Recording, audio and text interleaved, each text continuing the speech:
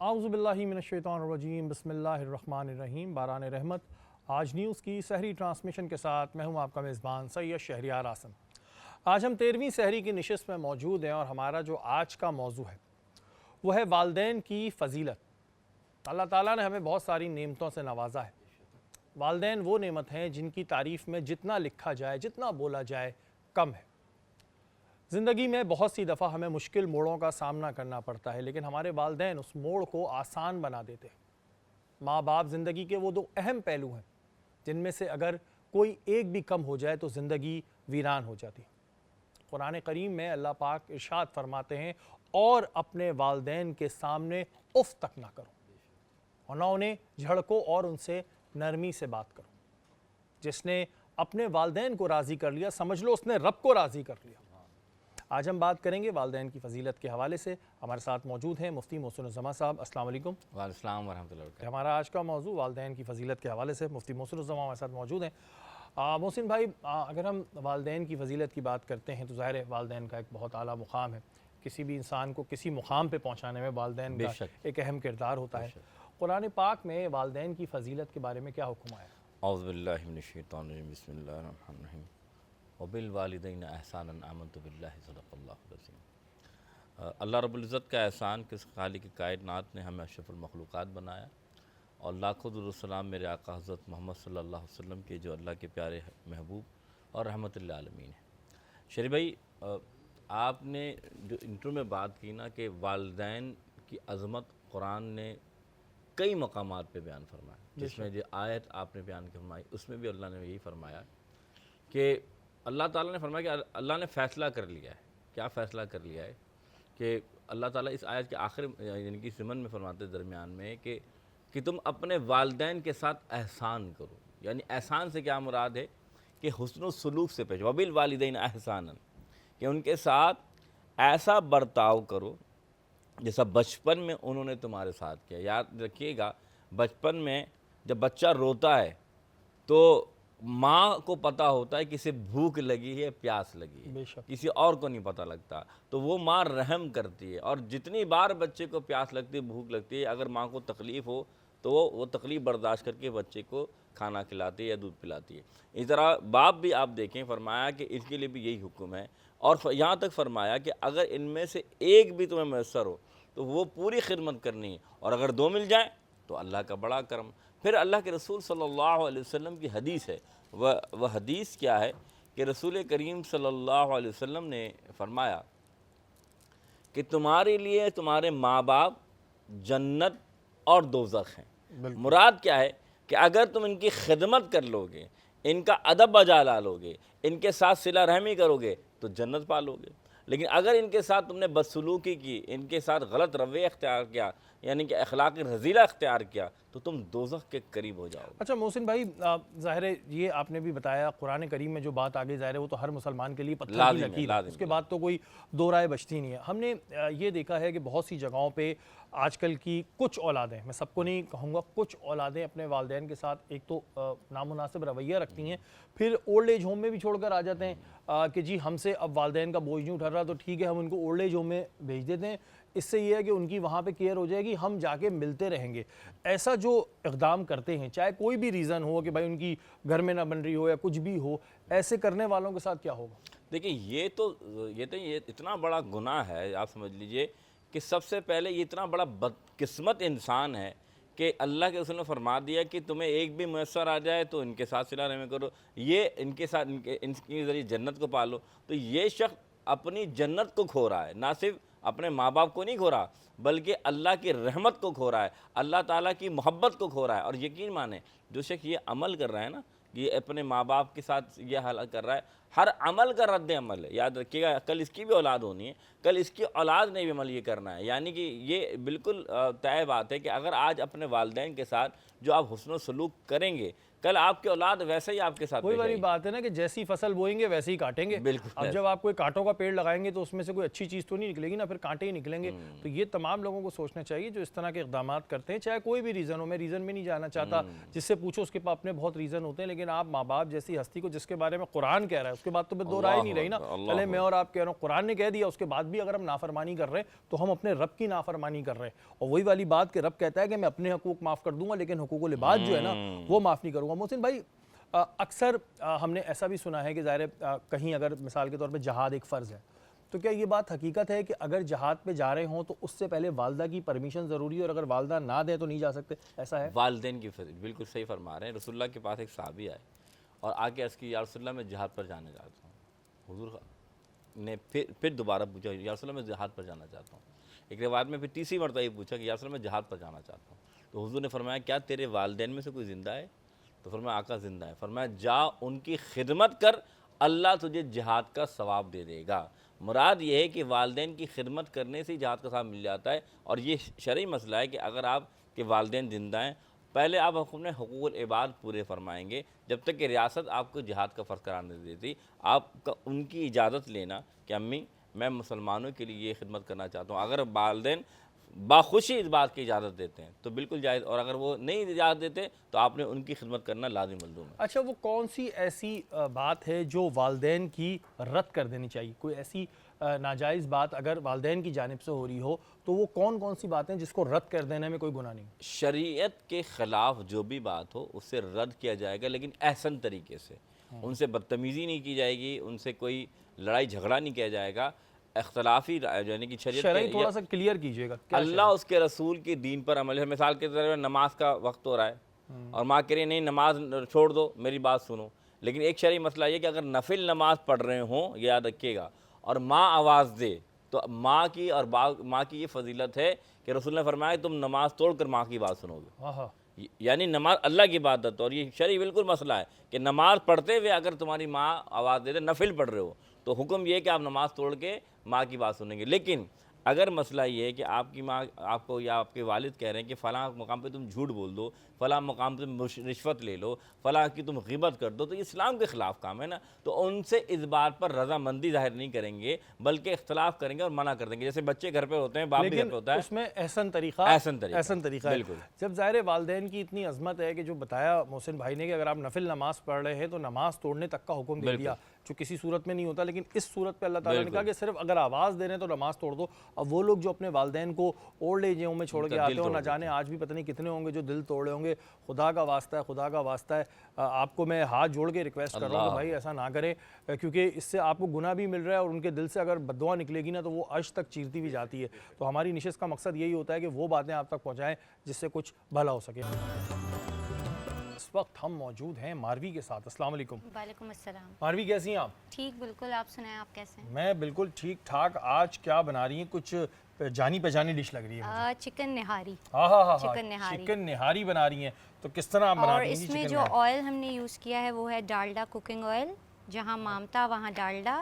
80 साल से डालडा ने कभी भी अपनी क्वालिटी पर कॉम्प्रोमाइज़ नहीं किया। जायका और सेहत साथ साथ। जायका और सेहत साथ साथ, और जी बहुत अच्छी खुशबू आ रही है। अच्छा, ये निहारी लोग अलग अलग तरीक़ों से बना रहे हैं, कोई इसमें मगज़ डाल देता है, कोई इसमें कुछ डाल देता है। आपने बनाई है चिकन निहारी। हाँ, ये सिंपल चिकन निहारी है बस। तो इसको बनाने का तरीक़ेकार क्या है, किस तरह बना सकते हैं इसको? हमने चिकन को पहले अच्छी तरह से भून लिया है, फिर उसमें जो है हमने मसाले, मतलब 2 निहारी मसाले के स्पून्स और बाकी अपना मसाला, नमक, लाल मिर्च, हल्दी, ज़ीरा अपने हिसाब से। अगर आप ज़्यादा स्पाइसी खाना चाहते हैं तो आप थोड़ा ज़्यादा स्पाइसी कर लें।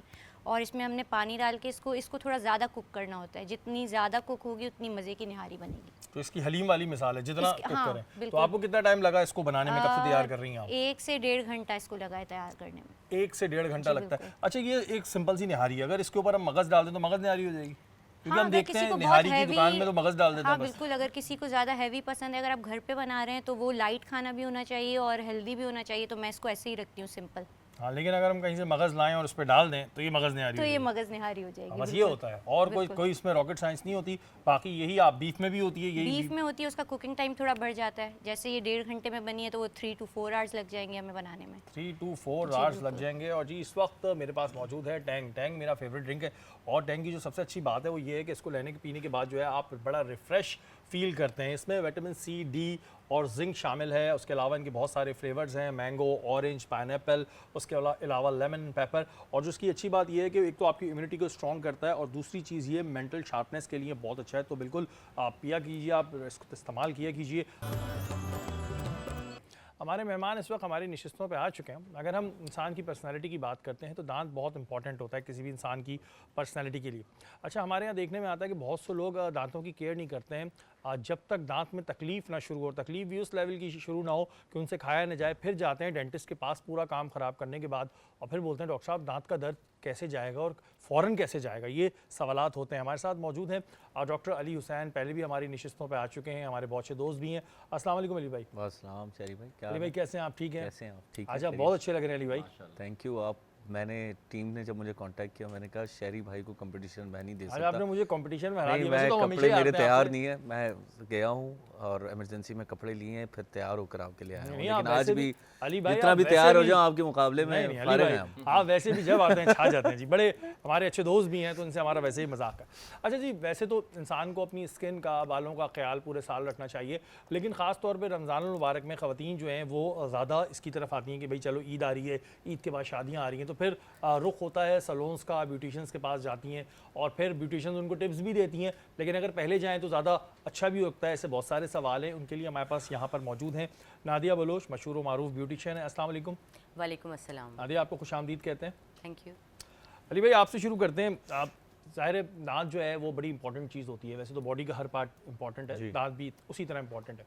हमारे यहाँ देखने में आता है कि लोग तब डेंटिस्ट का रुख करते हैं जब पेन शुरू हो जाए, सीवियर पेन शुरू हो जाए, उसके बाद डेंटिस्ट के पास जाते हैं। वो कौन से अलार्मिंग सिचुएशन होती है कि जब इंसान को वो महसूस होना शुरू हो दांतों में, तो फिर वो जाके डेंटिस्ट को दिखाना शुरू कर दे, दर्द होने का वेट ना करे?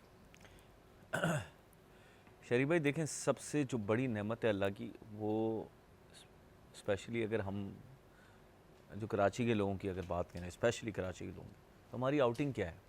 खाना मगर पीना। बस। तो अब खाना पीना, अगर हम खाना चबाते हैं तो उन दांतों से ही चबाते हैं, राइट? अगर दांत हमारे हेल्दी ना हो तो हम क्या करेंगे, कभी एक साइड से चबाएंगे, हमें महसूस होगा यहाँ पर खाना फंस रहा है, हम साइड बदल लेंगे, हम साइड बदल लेंगे, फिर हम दूसरे पे जुल्म करना शुरू करेंगे, दूसरे साइड। दोनों में होगा तो फिर बीच से चबाने लगेंगे। हाँ, अब जैसे वो डार्विन्स थ्योरी थी, डार्विन्स थ्योरी में ये था कि एक जानवर की जो है ना दुम हुआ करती थी, अब वो उसने दुम यूज़ करना बंद कर दी तो वो उसके आने वाली नस्लों की वो दुम थी नहीं फिर। इसी तरीके से अगर हम एक साइड पे यूज़ करना शुरू कर देंगे तो वो साइड ने ख़राब हो जाना है, बिल्कुल राइट? तो शहरी भाई मेरी अब यह है कि वो मेरे नाल ना अब वो थकने लग गए हैं, बेअसर हो गए हैं। मैं हर शो में आके यही तजवीज़ दे रहा होता हूँ कि आपने डेंटिस्ट के पास मसले से पहले विज़िट करना है, प्रिवेंटिव तौर पे विज़िट करना है। अब उसका तरीका यह है कि आप फॉर एग्ज़ाम्पल रमज़ान का टाइम जो है ना, जैसे हमारी सोल प्यूरिफिकेशन का टाइम होता है, रूह हमारी प्यूरिफाइड हो रही होती है रमज़ान में, ऐसा ही है मुफ्ती साहब? इस तरीके से हमें मुंह की प्यूरिफिकेशन के लिए रमज़ान को तय कर लेना है कि हमने रमज़ान में डेंटिस्ट के पास जाना है। अगर हम ये तय कर लें तो साल में एक दफ़ा अगर हम सफाई करवा लें मसूड़ों की, जैसे हम गाड़ियों की सफाई करवाते हैं वर्कशॉप पे लेके जाके, या दूसरी जो ऐसी चीज़ें हैं जहाँ पर इंजीनियर की ज़रूरत पड़ती है, इस तरीके से ये जो मुंह है उसमें एक डेंटल इंजीनियर की ज़रूरत पड़ती है कि वो जाके अपने औजार से सफाई कर ले, साफ़ सामान से सफाई कर ले, एक मुस्तनद डेंटिस्ट के पास जाए और 2 टाइम रेगुलर ब्रशिंग करें। और रमज़ान में एक आदत जो कि सुन्नत भी है, मुआद इब्न जबल जो हमारे एक साहबा भी रहे, उन्होंने जैसे फरमाया है कि अगर रसूलुल्लाह को ये लगता कि हमारी कौम को, हमारी उम्मत को अगर मुश्किल ना होती तो मैं हर नमाज से पहले मसवाक का हुक्म देता। ऐसा ही है। तो अब उस मसवाक में क्या क्या चीज़ें हैं? उस मसवाक में anti fungal, anti viral, anti bacterial. अब एंटी वायरल एक HSV हर्पीस सिम्प्लेक्स वायरस होता है जो कि बच्चों को अटैक करता है, उसका भी इलाज उसमें मौजूद है मसवाक में। अब इसके साथ साथ मुंह से जो बदबू ना आना, उसमें एरोमेटिक ऑयल्स हैं, टैनिक एसिड्स हैं कि मुंह से जो मसूड़ों से जो खून आता है उसके लिए वो एक वहाँ पर एक मुस्तनद चीज़ है मसवाक। तो इतनी तमाम चीज़ें, उसके साथ साथ हमारी वेल बीइंग के लिए, मेंटल हेल्थ के लिए। अच्छा अली ये भाई, तमाम मिसवाक का यूज़, क्योंकि ब्रश तो चले अब सबको समझ आएगा यूँ करने, मिसवाक का यूज़ कैसे किया जाए थोड़ा सा ये भी बताएं। देखें, एक कि तो मिसवाक को कैसे यूज़ करना है, कि लोगों को अमूमन नहीं पता मिसवाक यूज़ कैसे करनी है। ये दोनों चीज़ें देखें, एक तो मसवाक और ब्रशिंग दोनों, आपने जो स्ट्रेस है ना अपना, जो हमें काम पे मिल रहा है या पर्सनल लाइफ का जो स्ट्रेस है या प्रोफेशनल लाइफ का जो स्ट्रेस है, आपने उसको ब्रश और मसवाक पे नहीं निकालना। आपने अपने काम पे निकालना है, वर्कआउट करना है, भागना है, ट्रेडमिल पे भागना है, आपने उस पर ब्रश पे नहीं, अगर आपने उस पर निकाला तो एब्रेजन नाम की एक चीज़ होती है, रगड़ना जिसको कहते हैं, बिल्कुल। तो वो आपके जो संगे मरमर हैं 32 मुंह में, उसको आपने रगड़ देना है। और रगड़ने के साथ साथ जो तेज़ाब हम कार्बोनेटेड ड्रिंक्स के फॉर्म में या कैफ़ीन जो इस वक्त मैं ले रहा हूँ, क्योंकि सहरी का टाइम है, अब हमें जागना ज़रूरी है इस वक्त, ये भी मैं एक चीज़, इसका भी मैं थोड़ा सा, ऑल्दो मैं I am taking it right now because I might feel sleepy, मैं वरना नींद आ जाएगी हमें। इसका भी नुकसान ये है कि अगर हमने ये सहरी के टाइम पे पी कैफ़ीन ज़्यादा लिया तो फिर पूरा दिन हमें ये डायूरेटिक काम करता है, पानी निकाल देगा सारा, और फिर हमें प्यास लगना शुरू हो जाती है और मुंह सूखा रहना शुरू होता है। तो एक चीज़ तो मैं ये भी बता दूँ आप, तो आपने ब्रशिंग रेगुलर रखनी है 2 टाइम। अब तमाम उलमा कराम ये भी इस पे एक ऑन बोर्ड आ गए हैं कि सहरी के टाइम भी आप ब्रशिंग कर सकते हैं, अनटिल अनलेस ये है कि इवन सहरी के बाद भी अगर आप उसको सॉलो ना करें टूथपेस्ट को और उसके टेस्ट एंजॉय ना करें। एंड इसके साथ साथ माउथ वॉश का भी है, आप माउथ वॉश भी यूज़ कर सकते हैं। और पूरा दिन आपने पानी का इंटेक, यानी कि अफ्तारी से लेकर सहरी तक आपने पानी का इंटेक रखना है, ताकि जो मुंह में जो ड्राई माउथ के जो कंप्लेन जो स्पेशली रमज़ानों में होती है वो ना हो। अगर वो हुई तो फिर उसके बाद फिर जो जरासीम है वो जमना शुरू होते हैं और फिर उसके बाद उनके असरात ज़्यादा होते हैं, और यही वजह है कि फिर क्लिनिक्स में पेशेंट्स रमज़ानों में ज़्यादा विजिट करते हैं। अच्छा, मैंने जो आपसे सवाल किया था, जैसे आपने ब्रश का बताया, ब्रश तो हम सबको ही पता होता है ना कि कैसे करना है, चलें जी स्लो कर लें। मिसवाक को कैसे यूज़ किया जाए? क्या उसको पूरा रगड़ा जाए ब्रश की तरह? नहीं, आपने उसको रगड़ना नहीं है, उसको आपने एक तो चूसना भी है उसका, क्योंकि उसका जो पानी होता है वो बहुत इफेक्टिव होता है, और साथ में उसको सॉफ्टली आपने उसको दांतों के बीच चबाना, जो मेन उसका जो मोशन होता है ना वो चबाने का है। ओके। लेकिन ब्रशिंग का ये है कि आपने ब्रशिंग को सर्कुलर मोशन देना है, आप मसवाक को सर्कुलर मोशन नहीं दे सकते क्योंकि वो थोड़ा सा एब्रेसिव होता है। ब्रशिंग का ये है कि आपने इसको इस तरीके से करना है, ये आपके दांतों की सामने की सतह है, आपने इसको इस तरीके से करना है एंड देन किक मोशन देना है, यानी कि आपने गंदगी को एक जगह जमा कर लिया और बाहर निकाल दिया, ऊपर के दांतों पे भी, नीचे के दांतों पे, और साथ साथ सारे सरफेसेस पे जितने भी पीछे की दाढ़ें हैं। हमारे ये आदत है कि हमें जो दांत दिखाने हैं लोगों को, हमने उस पर फोकस करना होता है, और बिल्कुल वो साफ कहते हैं ना करके कि वो सामने बंदा कर लेता है, और जो दाढ़ें और हैं इसके वो साथ साथ शरी भाई देखिए, सिर्फ ब्रशिंग नहीं है और मसवाक नहीं है, फ्लॉस नाम की एक चीज़ होती है जो कि बहुत इंपॉर्टेंट है। और मैं आपको ये बताऊं, फ्लॉस की इंपॉर्टेंस ब्रशिंग से ज़्यादा इंपॉर्टेंट है, क्योंकि जो प्रोटीन है जो हम अफ्तार के बाद इंतज़ार कर रहे होते हैं कि हमें गोश्त मिल जाए, क्योंकि जो क्रेविंग हो रही होती है पूरा दिन प्रोटीन की, वो जब दांतों के बीच में फंसता है तो उसको कैविटी बनने के ज़्यादा चांसेस होते हैं आम दांतों से। ठीक है। अभी बहुत सारी और भी ऐसी चीज़ें हैं जो लोगों को मालूम होनी चाहिए, और ज़ाहिर डॉक्टर अली यहाँ मौजूद हैं तो वो ज़्यादा बेहतर बताएंगे। लेकिन मिसवाक की जो उन्होंने बात बताई वो बहुत अच्छी है और सबको इस्तेमाल करनी चाहिए। मैंने तरीक़ाकार इस बार पूछ लिया कि बहुत से लोगों को मिसवाक समझ नहीं आती है कि किस तरह उसका इस्तेमाल करने की। ब्रश तो चलें जी बचपन से सिखा रहे होते हैं, लेकिन मिसवाक का इस्तेमाल भी करें तो आपको बहुत फ़ायदा होगा। निहारी, चिकन निहारी यहाँ पर तैयार हो चुकी है। मारवी, ड्रिंक क्या आपने ड्रिंक तो तैयारी कर ली? क्या ड्रिंक तैयार ड्रिंक किया? जो है कोल्ड कॉफ़ी बनाई है आज हमने। कोल्ड कॉफ़ी बनाई है, तो कोल्ड कॉफ़ी आप कैसे बनाती हैं बताएं? इसमें हमने मिल्क यूज़ किया है, कॉफ़ी सिरप यूज़ किया है, शुगर ऐड की है, और इसमें हम सबसे मेन इंग्रेडिएंट जो है वो है ऑलपर्स की क्रीम, उसको हम ऐड कर देंगे और ये इसको बनाएगा और भी मज़ेदार। ऑलपर्स की क्रीम और भी ज़्यादा थिक और क्रीमी करती है आपकी ड्रिंक को, और आप ऑलपर्स की क्रीम जो है ब्रेड पे लगाकर भी खा सकते हैं और एंजॉय कर सकते हैं। बिल्कुल जी, एंजॉय कर सकते हैं। अच्छा, कोल्ड कॉफ़ी जो आपने तरीका बताया, बहुत से लोग कहते हैं जी कोल्ड कॉफ़ी इस तरह बनाई जाती है, मतलब कहते क्या है जो, और हमने देखा है कि कहते हैं कॉफ़ी बनाओ और उसके अंदर बर्फ़ डाल दो तो वो भी कोल्ड कॉफ़ी है। तो ये है cold coffee? Type of coffee है, आइस लैटे उसको कहते हैं, that's not a cold coffee. अच्छा, आइस लाटे उसको कहते हैं। लाठी? जी बिल्कुल। जिसकी लाठी उसकी भैंस वाली वो है? नहीं, ये कॉफ़ी वाली लाटे है। तो फिर उसमें क्या फ़र्क है? देखिए, कॉफ़ी को ठंडा कर दिया तो कोल्ड हो गई। बस अगर आपको वो पसंद है आप वो ले लें, बट असल रेसिपी यही है कोल्ड कॉफ़ी की। वो नहीं है कि जो बर्फ़ डाल के पिला देते थे बच्चों को पिलाते हैं ना वो बस ऐसे ही जिसको बहुत जल्दी होती है तो वो बर्फ़ डाल के पिला देते हैं। अच्छा, वैसे कोल्ड कॉफ़ी हर कोई बहुत शौक से पीता है, बच्चे भी शौक से पीते हैं, बड़े भी शौक से पीते हैं, ये क्वालिटी है इसकी। जी, बच्चे बड़े सब बहुत शौक से पीते हैं। बहुत शौक से पीते हैं जी। आप भी पीती हैं शौक से? मैं भी पीती हूँ बहुत शौक से। और आपने 4 गिलास बनाए, गेस्ट हैं 5 मुझे मिला के, तो मैं पी लूँगा, फिर आपका गिलास कहाँ बचा? तो बस आप पी लीजिएगा, मैं घर जाके पी लूँगी। मैं घर जाके पी लूँगी। नहीं, आप पीजिएगा। बहुत वैसे मज़े की इनकी जो जितनी भी रेसिपीज़ होती हैं ना, जो जितनी चीज़ें बनाती हैं, बहुत मज़े की बनाती हैं। जी, नादिया हमारे साथ मौजूद हैं। नादिया, ये क्या होता है कि जब रमज़ान मुबारक का महीना आता है तब ख़वातीन का रश ज़्यादा बढ़ जाता है? वैसे तो पूरे वक्त ही रहता है, लेकिन रमज़ान मुबारक में ज़ाहिर है हर किसी को होता है कि हम अपने स्किन की ट्रीटमेंट भी करवा लें, बाल भी अपने सही करा लें। कितने टाइम पहले से जो है आ जाना चाहिए ब्यूटिशियन के पास? क्योंकि बहुत से लोग होते हैं वो कहते हैं हम चांद रात से एक दिन पहले या चांद रात को आएंगे ताकि ईद वाले दिन चमक रहे हों। कितना पहले सही रहता है कि आ जाओ तो फिर सही रहता है? 1 वीक बिफोर तो सही रहता है कि आप अपनी सर्विसेज ले लें, ठीक है ना। और अगर 1 डे का रखते हैं कि चांद रात से एक दिन पहले, तो फिर तो बहुत ज़्यादा मुश्किल चीज़ें होती हैं, सारी सर्विसेज भी वैसे नहीं हो पाती। हाँ, ये हो जाता है कि लाइक फेशियल वो पहले ले लें और फिर haircuts, hair colour like 2 दिन अब वो आ जाएँ, तो वो ज़्यादा बेस्ट रहता है। अच्छा, हेयर कट को अगर हम देखते हैं तो हेयर कट का एक ये होता है कि जब आप हेयर कट करवाते हैं तो उसके 2-3 दिन लगते हैं बालों को ज़रा प्रॉपर सेट होने में उस तरह। हाँ, वो एक्सेप्टेशन को भी थोड़ा सा टाइम लगता है, इसलिए कलर पे भी हम ये कहते हैं कि आप अगर एक ओकेजन अगर आपका है तो आप बिफोर 1 वीक कलर ले लें। वो अपने आप को भी एक्सेप्ट करवाना होता है ना कि लाइक ठीक है मैं कैरी भी कर सकती हूँ, वो हेयर कट हो या हेयर कलर हो, तो बिफोर आपने करवा लेना चाहिए। अच्छा, हेयर कलर कहते हैं कि जी जो एक तो होता है नॉर्मली जिनके बाल ब्लैक हैं वो ब्लैक करा लेते हैं, जिनके ब्राउन है वो ब्राउन करा लेते हैं, जो कुछ मल्टीपल कलर्स यूज़ करवाते हैं अपने बालों में। जी। तो ये सही रहता है बालों के लिए? कहते हैं उसके बाद बाल ख़राब होते हैं कलर लगाने से। नहीं, हेयर कलर्स तो आपको पता है कि इस वक्त तो बहुत ज़्यादा इन है, और अब मेरे ख्याल में कोई भी ऐसा नहीं जो कलर ना कर रहा हो, ठीक है। लाइक 99% तो कलर हो रहे हैं।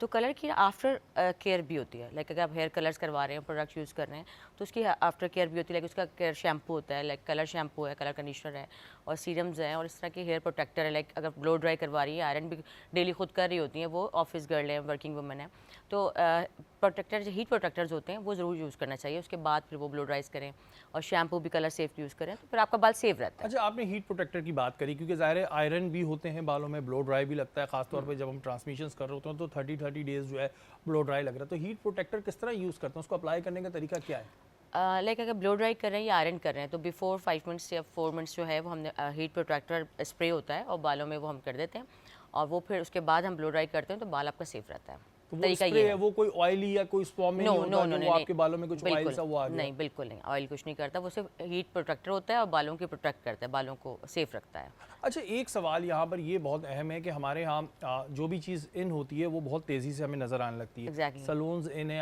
आजकल एस्थेटिक का काम बहुत इन है। बिल्कुल ऐसे। आप नहीं समझती हैं कोई जी लाइसेंस होना चाहिए? क्योंकि बहुत से ऐसे लोग भी हैं जिनको मैं अनाड़ी कहूँगा, वो लोग भी अपने सलून्स खोल के बैठ जाते हैं और उसके बाद कुछ सस्ते ऑफर्स लगाते हैं जिसमें वो सस्ती क्रीम्स का यूज़ करते हैं जो 2 नंबर तरीके से बनी हुई होती हैं, वो नुकसान देती हैं। तो कुछ होना चाहिए इसके ऊपर भी कि बस जिसने थोड़ा सा काम सीख लिया, उसने सलून खोल लिया, एक बड़ा सा बोर्ड लगा लिया और फिर लोगों को बेवकूफ़ बना रहे हैं। फिर वो आगे बहुत ज़्यादा प्रॉब्लम्स करते हैं, लाइक स्किन डिजीज़ भी इसी तरह से हो जाती हैं, हेयर डैमेज भी हो जाते हैं, और कुछ उस वक्त तो लगता है कि लाइक हम बहुत ज़्यादा गोरे हो गए हैं, लेकिन कुछ अर्से के बाद उसका रिजल्ट आता है, आफ्टर इफेक्ट्स बहुत ज़्यादा उन चीज़ों के होते हैं। लाइक ज़रूरी नहीं कि उसी सेम डे पे ही प्रॉब्लम हो जाए स्किन का या हेयर का, और उसका बाद में भी हो सकता है, लेकिन लाइसेंस का तो बहुत इंपॉर्टेंट मैं समझती हूँ कि ज़रूरी होना चाहिए। और आपके पास इवन कि जो स्टाफ भी हमारे पास काम कर रहा हो उसके पास भी लाइसेंस होना चाहिए, वो भी ट्रेंड स्टाफ होना चाहिए। तो उसी सिलसिले में नादोस, जैसे हमारा नादोस था, तो अब हमने नादोस वोकेशन इंस्टीट्यूट बनाया है, लाइक उसमें हम उन बच्चियों को जो है ट्रेन करें जो staff as a staff work कर रही हैं, उनके लिए हमने फ्री कोर्सेज रखे हुए हैं सिंध टेक्निकल बोर्ड के साथ, सिंध गवर्नमेंट के साथ है, फेडरल गवर्नमेंट के साथ हमने मिलकर ये काम शुरू स्टार्ट किया हुआ है। वो तो काफ़ी टाइम से हो रहा था, लेकिन नादोस पे हमने अब 3 ईयर्स से स्टार्ट किया है। उस बेस पे ये है कि वो बच्चियां जो अफोर्ड नहीं कर सकती, डेफिनेटली कोर्सेज नहीं कर सकते, ठीक है, अच्छा बहुत अच्छा काम भी आता है, काफ़ी अर्से काम कर रही हैं, बजाय इसके जो सर्टिफिकेट लेके बैठी है उनको इतना काम नहीं आएगा, लेकिन जो रेगुलर प्रैक्टिस में बच्चियां हैं उनको बहुत अच्छा काम आता है, उनका हाथ भी चलता है, लेकिन उनके पास कोई सर्टिफिकेट लाइसेंस नहीं है, और अगर वो लेने जाती है तो 3 लाख 2 लाख 5 लाख कुछ भी उससे कम का तो नहीं मिलता, लोग अफोर्ड कर नहीं सकते। तो इसलिए वोकेशन इंस्टीट्यूट बने हुए हैं जहाँ पर वो जाके वो एक दिन का एग्जाम दे सकती हैं, जो ट्रेन नहीं है वो ट्रेनिंग ले सकती हैं, और वो सर्टिफिकेट वो हासिल कर सकती हैं, उनका वो लाइसेंस एज अ लाइसेंस उनके पास होगा, उसके पास उसमें जो है वो सारे एथिक्स होते हैं जिसमें सिखाया जाता है, हाइजीन प्रॉब्लम बताए जाते हैं और मैनर्स बताए जाते हैं। तो इसलिए हमने भी नादोस वोकेशनल इंस्टीट्यूट स्टार्ट किया है, और उसी बेस पे मैं सारे ही सलोन से वो कर रही हूँ कि वो आके अपने स्टाफ को एटलीस्ट भेजें और यहाँ से ट्रेन करवाएं। अच्छा, आपने पाकिस्तान एयरलाइंस की जो एयर होस्टेस हैं उनको भी कुछ ग्रूमिंग कुछ कराया बिल्कुल, था? मैंने हो गए PIA जी, ग्रूम हो गए? हाँ, PIA एयरलाइन मैंने केबिन क्रू को 3 डेज़ की वर्कशॉप करवाई और थोड़ा ट्रेंड चेंज किया, उनके लिपस्टिक कलर्स का और थोड़ा सा मेकअप का लुक्स चेंज करवाए थे, और वो बड़ा अच्छा सक्सेस गया। अच्छा, ये जो अभी ट्रीटमेंट आए हुए हैं एस्थेटिक के, इसमें लोग बड़ा कंफ्यूज रहते हैं कि आया सेफ़ हैं कि नहीं है। तो ज़रा सा हमारे नाज़रीन को बता दें कि कोई अपना मुंह पतला कराना चाहता है, कोई जो है वो अपने स्किन पे अगर उसकी पिगमेंटेशन हो जाती है उसकी रिमूवल के लिए लेज़र ट्रीटमेंट्स होते हैं, तो ये सेफ़ होते हैं? और क्या जो भी एस्थेटिक का काम कर रहा है वो स्किन की टाइप देख के डिसीजन लेता है या बस जो चले जाए उसको कर दो? शरी, इसके लिए जैसे अभी आपने सैलून के लिए कहा कि सैलून पे भी लोग ऐसे ही काम स्टार्ट कर देते हैं, प्रोडक्ट ऐसे रखते हैं, तो सेम एस्थेटिक का भी ऐसे ही प्रॉब्लम है। लाइक एस्थेटिक के देखिए मशीन्स तो डेफिनेटली वही मशीन्स होती हैं जो लाइक पूरे वर्ल्ड में चल रही होती है, मशीन तो साइड उसमें नहीं है प्रॉब्लम। लेकिन कुछ ऐसे भी लोग हैं जो बस एक कुछ क्लासेस लेके और वो समझते हैं कि लाइक हम डॉक्टर और उस तरह से हम ट्रीट कर लेंगे, तो वो थोड़ा सा सैलून की तरह वो भी डेंजरस हो जाता है। तो एस्थेटिक का लाइक बेनिफिशियल तो है, लाइक फ़ौरन रिजल्ट आ जाता है ना, तो आप फेस कम भी करवा सकते हैं, कंटूर एज लाइक के लिए करवा सकते हैं, हाई फो लाइक हम उसको कहेंगे, और वाइटनिंग पे भी हम जैसे लाइक इंजेक्शन भी वो चीज़ें हो रही होती हैं, तो वो लाइक वो हो रहा है, एस्थेटिक भी बेस्ट है, वो करवाया जा सकता है। लेकिन आपको पता होना चाहिए कि जो करने वाला है उसका क्या टैलेंट है या उसकी क्या एबिलिटी है कि वो करेगा और आपको प्रॉब्लम नहीं होगी। अच्छा, हमारे ये क्यों क्राइटेरिया बनाए कि जी रंग गोरा है तो बस अच्छा है, अदरवाइज मैं ये समझता हूँ कि जी ग्लो स्किन ज़्यादा बेहतर होती है, डेफिनेटली आपकी क्लीन और हाँ ग्लोइंग एंड क्लीन होना चाहिए। हमारे क्राइटेरिया बन गया जी बस गोरा कर दें, गोरा कर दें, गोरा कर दें। हाँ, वो कॉन्सेप्ट तो लाइक मुझे भी नहीं समझ में आता, वाइटनिंग का तो मैं इतना वो करती भी नहीं, वाइटनिंग फेशियल भी मुझे नहीं समझ में आता कि लाइक आप कह रहे हैं तो ऐसे आप अगर डेली क्लाइंट जो अगर डेली खुद भी क्लिनजिंग कर रहा है और स्किन को क्लीन रख रहा है, लाइक उसको क्लीन रखेगा तो डेफिनेटली वो भी नहीं होगा, ब्लैक हेड्स नहीं होंगे, वाइट हेड नहीं होंगे। आपकी स्किन को डेली आप क्लीन करें, स्मूथ करें, मॉइस्चराइजिंग करें तो आप रिंकल से ही बच सकते हैं। तो थोड़ी सी केयर आपने खुद भी करनी है।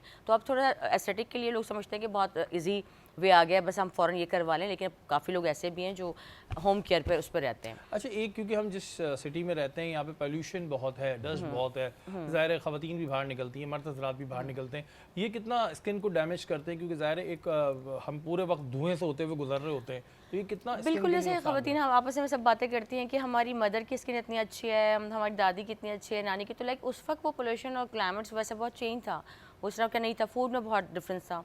तो अब जो है बिजी लाइफ है बहुत ज़्यादा और क्लाइमेट और पोल्यूशन जो हम जैसे कहेंगे बहुत ज़्यादा है, तो अब ज़्यादा केयर की ज़रूरत होती है। लाइक फूड को भी आपने देखना पड़ता है, डाइट का भी ख्याल रखना पड़ता है, फिर आपने हेल्दी फूड लेना होता है। तो पहले वो चीज़ें नहीं थी लेकिन अब है, तो मैं समझती हूँ कि आपको सैलून की तरफ और एस्थेटिक की तरफ ज़रूर आना चाहिए। बिल्कुल जी, आना भी चाहिए। और ये जो हम बोरिंग के पानी से मुंह धो रहे होते हैं, बाल धो रहे होते हैं ना, ये भी बड़ा प्रॉब्लम करता है। अब क्या करें जी, कराची में पानी नहीं है तो लोग कहते हैं बोरिंग लेकिन कर लो। फेस वॉश के लिए और हेयर वॉश के लिए एटलीस्ट आप पानी जो मिनरल है वाटर यूज़ हाँ करें, वो यूज़ करें, थोड़ा सा मिनरल अपने वाटर ऊपर थोड़ा यूज़ सा करें। एक्सपेंसिव लेकिन ज़ाहिर है भाई आजकल माशी हालात लोगों के इतने सही नहीं है, तो बस फिर आप यही है कि यही करते हैं, क्योंकि नल में तो यहाँ पानी नहीं आता और फिर जो बोरिंग का आता है वो ज़ाहिर खारा होता है, और मिनरल वाटर हर कोई यूज़ कर नहीं सकता है। तो फिर अभी फ़िलहाल चलाएँ अल्लाह का नाम लेके, जहाँ इतनी सारी चीज़ें चल रही हैं वहाँ ये भी चलिए, लेकिन जिनके पास पैसा है वो अपना मुँह और बाल जो है वो मीठे पानी से बिल्कुल धो सकते हैं। अली भाई, अगर हम दांतों में देखते हैं तो अक्सर लोग ये करते हैं कि टूथपिक का इस्तेमाल बहुत करते हैं। जो टूथपिक है इसका इस्तेमाल सही है, ठीक है, क्योंकि कुछ लोग जो होते हैं वो खाना खाते हैं टूथपिक अपने मुंह में यूज़ करते हैं, फिर ऐसे करते हैं कि पता नहीं क्या निकालना है उसमें से। ये क्या नुकसानदेह है टूथपिक?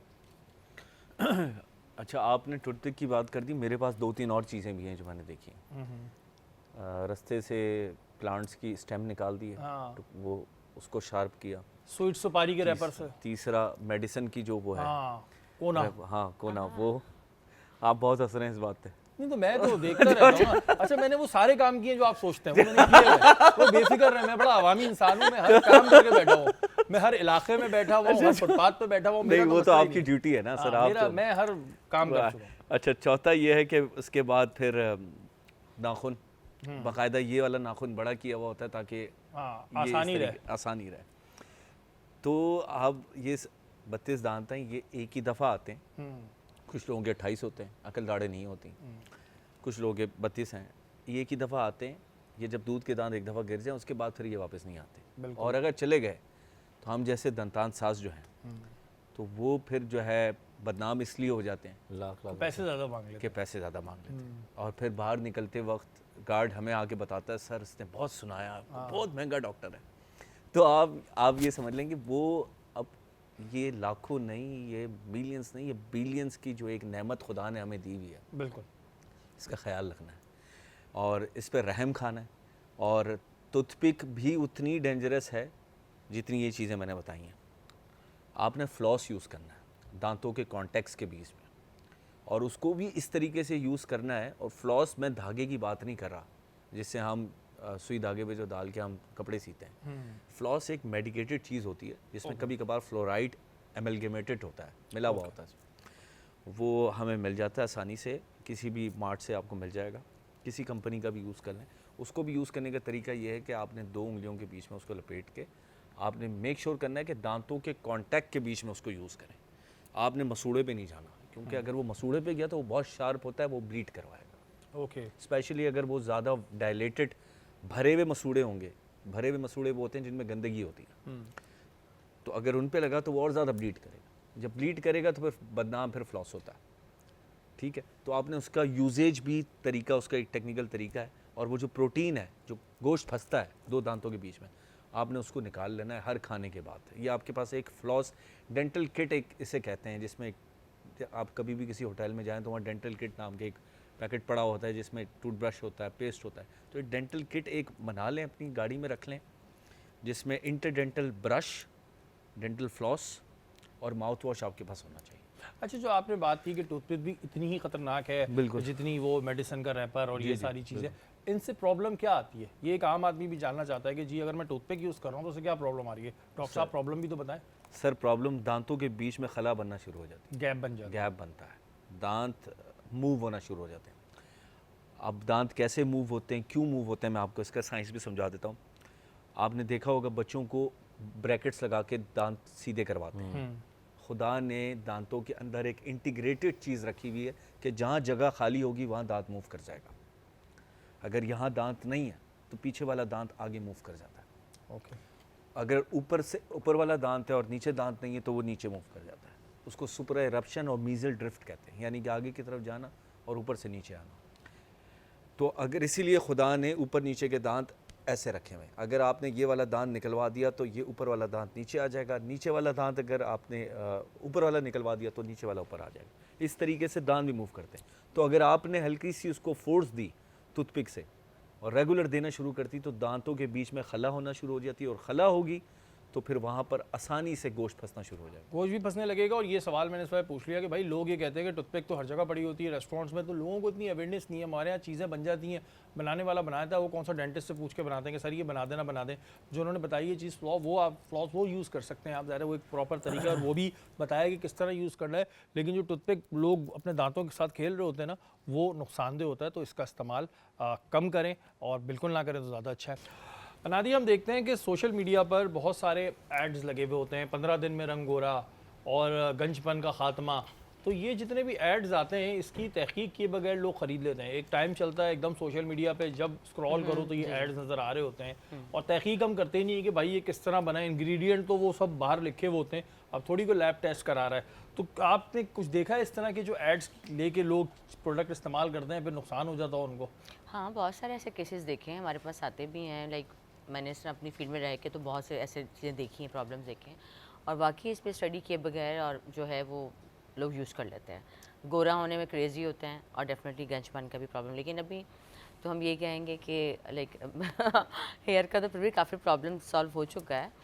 अच्छा, लोगों को ये जो भी इस तरह के एड्स लगा रहे होते हैं उसमें अच्छे भी होते होंगे, लेकिन ये इंसान की साइकी से नहीं खेल रहे होते कि जी इनको पता है कि इस वक्त ये ट्रेंड है तो ये लगा दो एड कि जी 15 दिन में या 2 महीने में वजन और ऐसा खत्म कुछ हो, भी ये नहीं हो। होता, ऐसा कुछ भी नहीं है कि 15 डेज़ में और 2 मंथ्स में जो है वो कलर फेयर हो जाएगा या पतले हो जाएंगे, ऐसा नहीं है।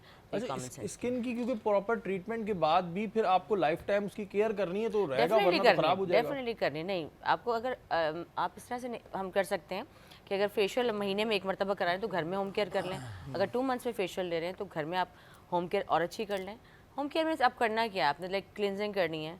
अगर फेस की कर रहे हैं, क्लिनजिंग है, मॉइस्चराइजिंग है, आपने toning spray, rose water spray करना है। अगर आपने फीट्स की केयर करनी है तो आपने गर्म पानी में लाइक पैर फीट्स जो है वो डिप करके और उसको मॉइस्चराइज करना है। लाइक इस तरह की लाइक बहुत लाइट सी केयर है वो आपको करनी चाहिए। अच्छा, कुछ जगहों पे ऐसे टोटके चल रहे होते हैं, वो गर्म पानी में सर्फ डाल के बैठ जाओ तो पैर जो है वो चमकदार हो जाते हैं। सर्फ तो कभी ये नहीं सही सुना। है सर्फ से, लेकिन हो जाते हैं लोगों के, चमक जाते हैं पैर। तो घर में फिर कपड़े धो लेना। नहीं तो वैसे कोई नुकसान होता है सर्फ में डाल के बैठने हाँ से? हाँ बिल्कुल। लाइक आपकी स्किन जो बहुत नाजुक नहीं, मैं होती ये है, थोड़ी कह रहा हूँ डाल के छोड़ दें पैर। तुम तो छोड़ के नहीं, डालना भी नहीं है भाई, सर्फ का कोई यूज ही नहीं करना है। वो कहते हैं कि वो बड़ा अच्छा हो जाता है सर्फ से, पैर ऐसे चमक के निकलते हैं।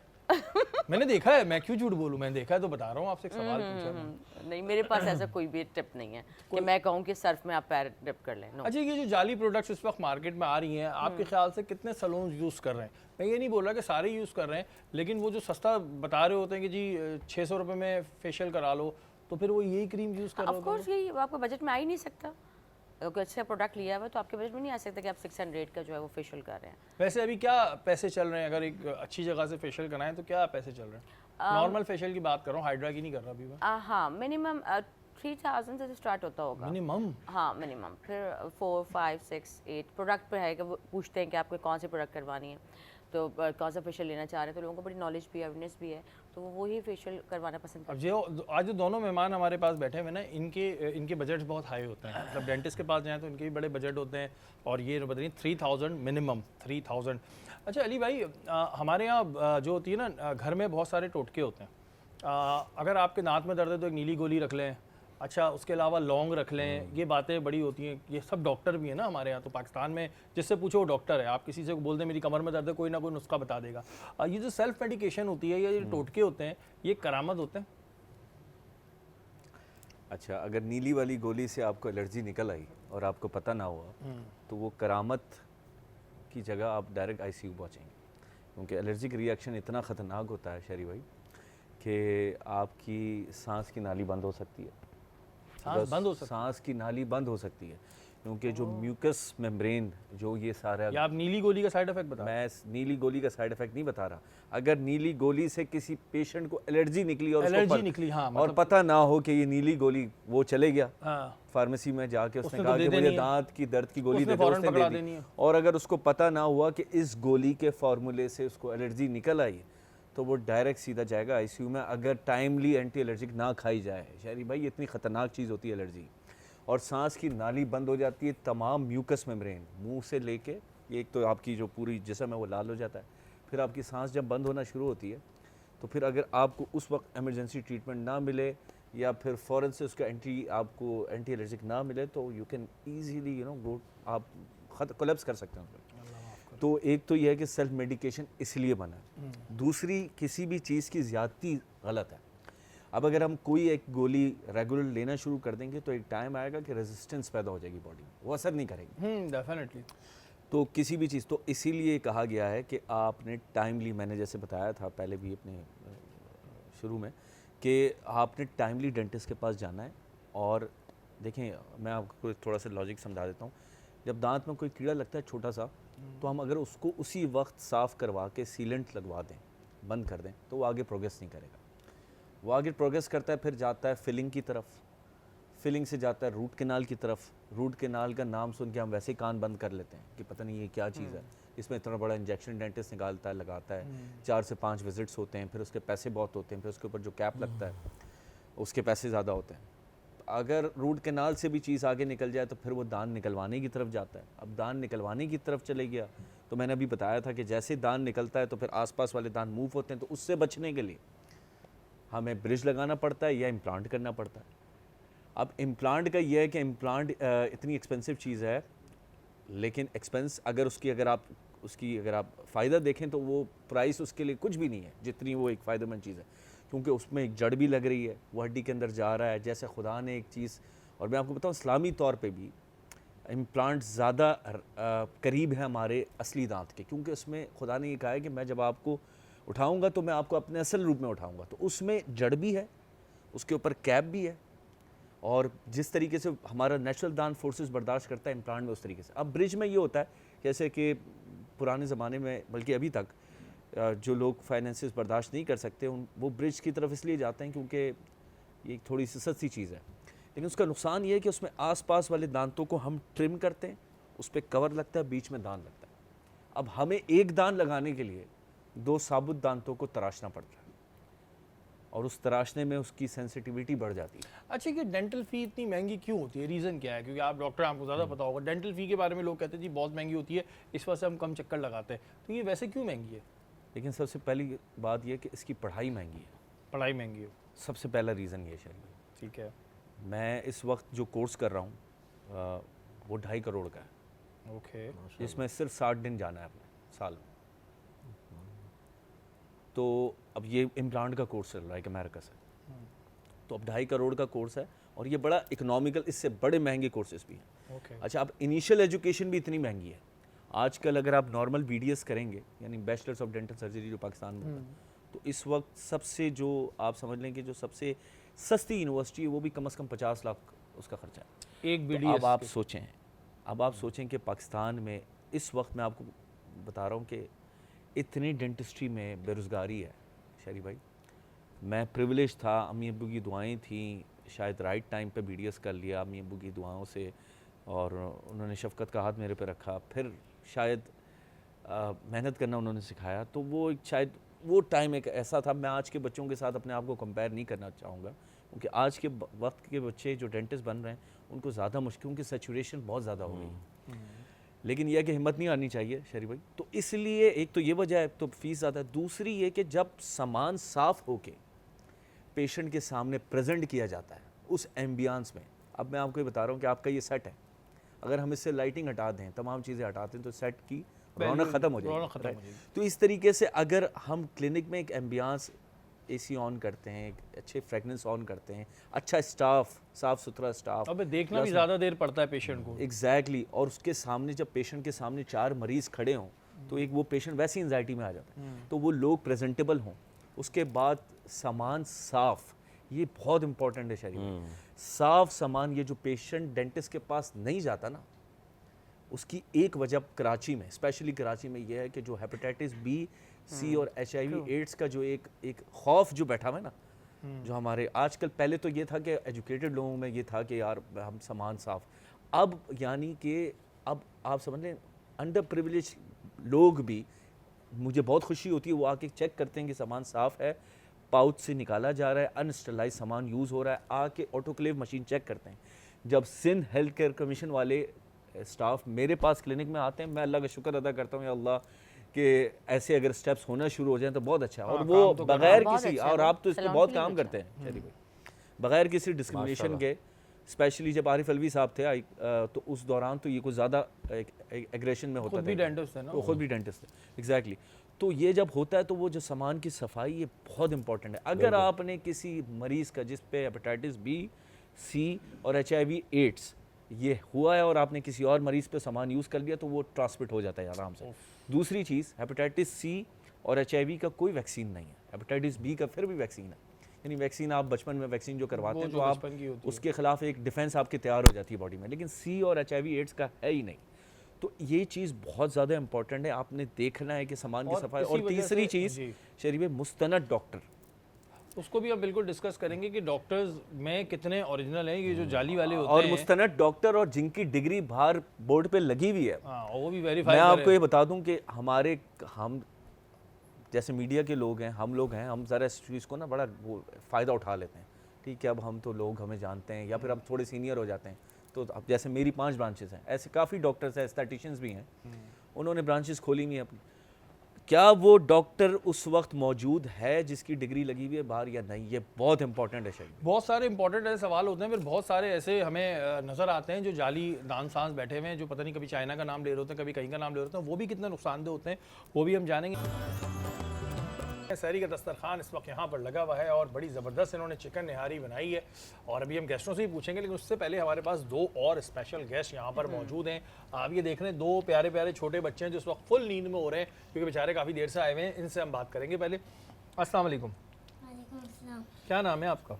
सैयद ज़यान। सैयद ज़यान। तो ज़यान कौन सी क्लास में आप?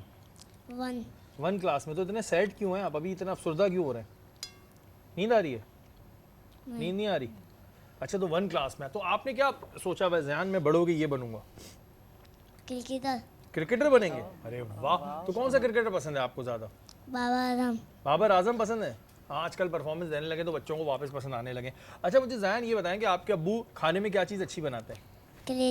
कलेजी बनाते। तो घर में खाना अब्बू बनाते हैं? घर में खाना अब्बू बनाते हैं? नहीं, तो अभी तो आपने बोला अब्बू कलेजी अच्छी बनाते हैं।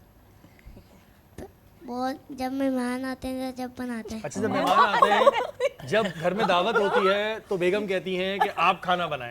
ये घर की बातें हाँ, लीक हो रही हैं। ये होती हैं बातें। तो फिर बनाते हैं खाना हैं? बर्तन धोते हैं?